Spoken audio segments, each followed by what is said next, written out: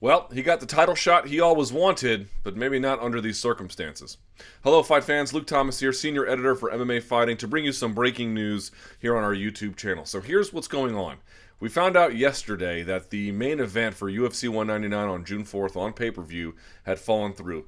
UFC middleweight champion Luke Rockhold was supposed to face former UFC middleweight champion Chris Weidman, but we discovered Chris Weidman is injured and had to pull out. On a Facebook post today, on Wednesday, he said, well, look, I injured my neck pretty badly. I didn't want to pull out, but this injury is pretty serious. He's going to be out in terms of just recovery 6 to 8 weeks, maybe even 3 months.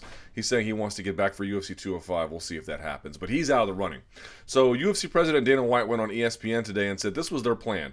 They were going to give the title shot to Jacare. Now, Jacare just beat Vitor Belfort, UFC 198, looked dominant. Yes, he lost to Yoel Romero, but that's very controversial. And if you go back even further, his last loss was to Luke Rockhold, I think in September of 2011, back in Strikeforce. And that's when Luke Rockhold became the Strikeforce middleweight champion.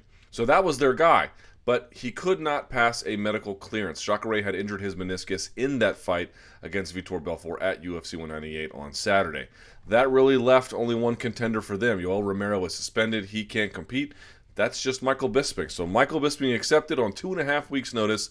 That's your new UFC 199 main event. Luke Rockhold versus Michael Bisping. Now, these two have fought before. We know this. This is not a new fight. In fact, Michael Bisping lost back in November of 2011 in the second round to guillotine choke. Now, you might say, well, what sort of chance does Bisping have? Not only has he lost to Luke Rockhold before, he's coming in on 2.5 weeks' notice. It actually gets even worse. Michael Bisping, if you follow his social media accounts, particularly his Instagram, I believe he's been in Canada. Certainly he's shooting a movie of some kind.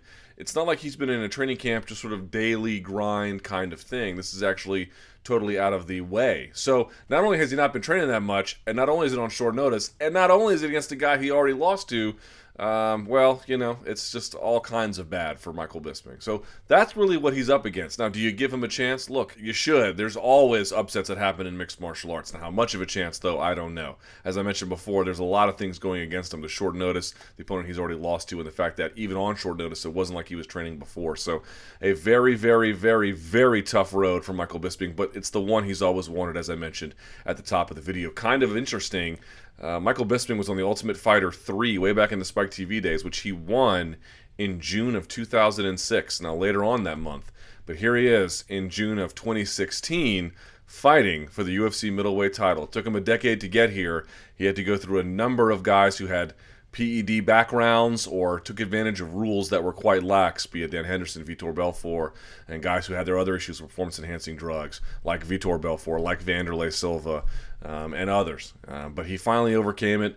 He beat Anderson Silva. He put himself in a place to get the call with a 3-fight win streak. So here he is. There it is, folks. Michael Bisping taking on Luke Rockhold, UFC 199. That's your main event, June 4th on pay-per-view. I guess, until next time, enjoy the fights.